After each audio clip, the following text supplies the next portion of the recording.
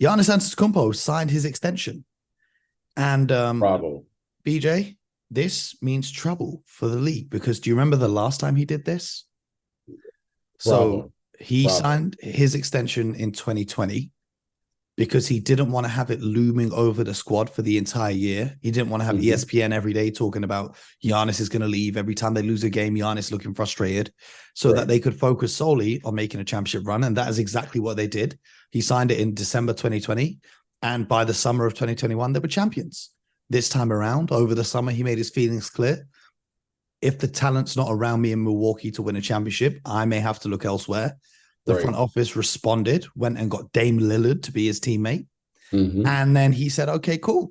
I like what we've got. He signed a 3-year deal and with a player option in 2027, 2028, meaning that he can once again get another extension or even hit free agency after the salary cap spikes up with the rumored TV deal that may be occurring in just a few years' time. What do you make of this decision and this deal?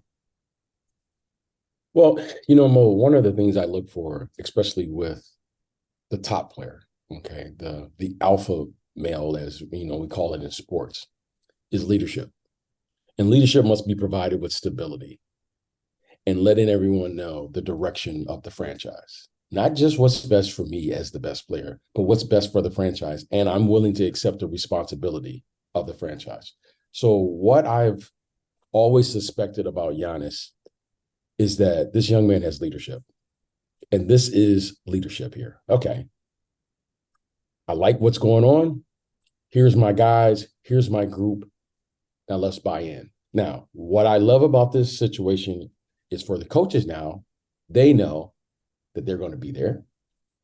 Giannis knows he's going to be there. And the players know that they're going to be there with one expectation to win. Giannis has made that clear what his expectations are. Okay. And with that, Mo, I think now we have an opportunity to see how good they're going to be in the next 2 to 3 years with this group, with Damian Lillard. So I love what Giannis has done. I love the fact that he has figured out, what being a leader is all about. And he's grown into that and accepted the responsibility. And now he's going to hold everyone accountable for that because he's told you now, I'm going to be here. Let's get after it and let's get out here and make a run at this championship. And Giannis is, still in his prime. He's 28 years old.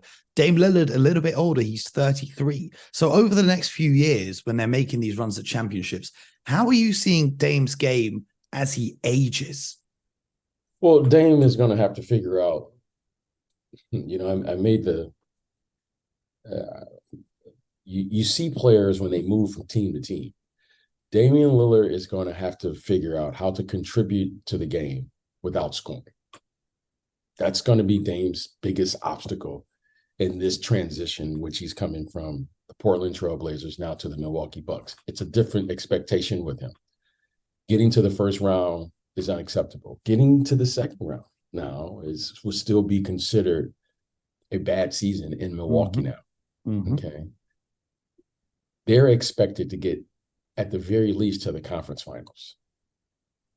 And nothing short really of winning the championship with what you term as success now for the Milwaukee Bucks for at least for the next 3 years with this group as is of the players that they have currently on their roster.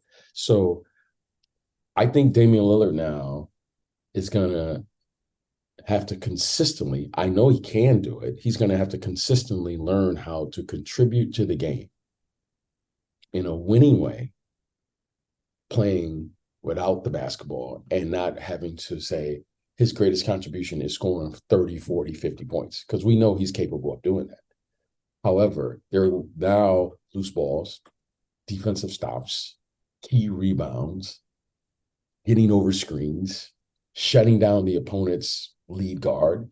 Those will be his responsibility now. And I think that will come with a cost. And, anyone who's had an opportunity to do that understands, Mo, it's difficult because it's a thankless job to contribute, but not score.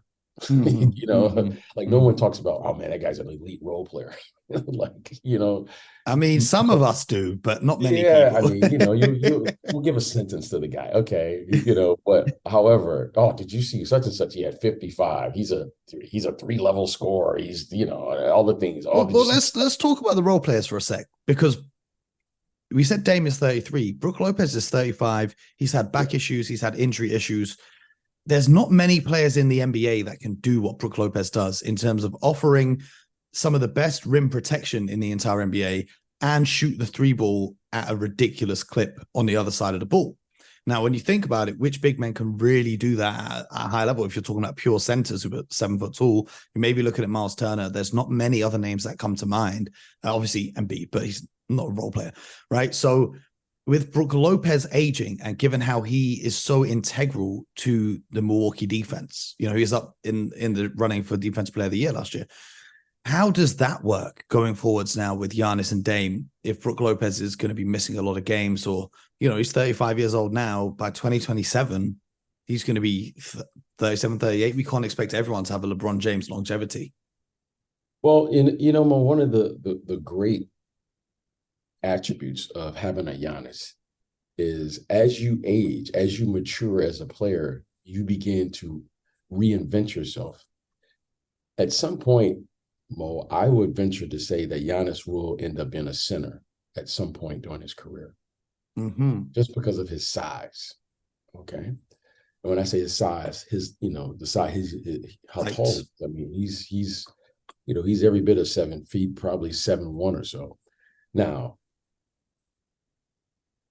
you know, they picked up Robin Lopez. I always look to see how they build your roster up, because that kind of tells you what your expectations are for the season. So they picked up Robin Lopez, and that's a key pickup for them. Why? Is because Robin Lopez is going to give them, who's the twin brother of Brook Lopez, is going to give them an ability to stay big on the floor, no matter what's going on. Keep Giannis at the 4. And Or Giannis even Giannis at the 3 if you want to get crazy. Put Bobby Portis yes. at the So 4. it will give them. So what you do, and you know, Mo, I talked to it, and I haven't said it this year yet, but let's get to it in day 2. Roster construction is We it's a back. true art. If you didn't Okay. think we were back, we're back.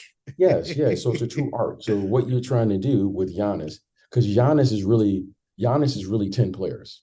Because if you recall, Mo, earlier in his career, Jason Kidd had him playing the point guard position. So we know he can play the one on offense.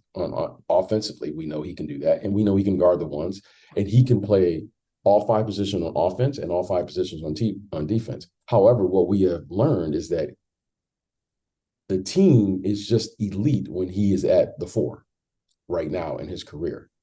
But I would venture to say he will be able to play the 5. If Anthony Davis can play the 5, surely Giannis can play the 5.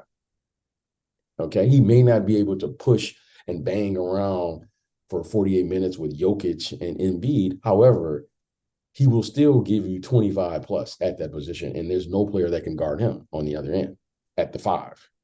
And we know, Mo, he can do that at the 3. So as he ages, he probably will mature into a 5. And I think what they're saying is, if you go small, Bobby Portis and Giannis can go 4-5 with any small ball lineup in the league. And I think that's elite.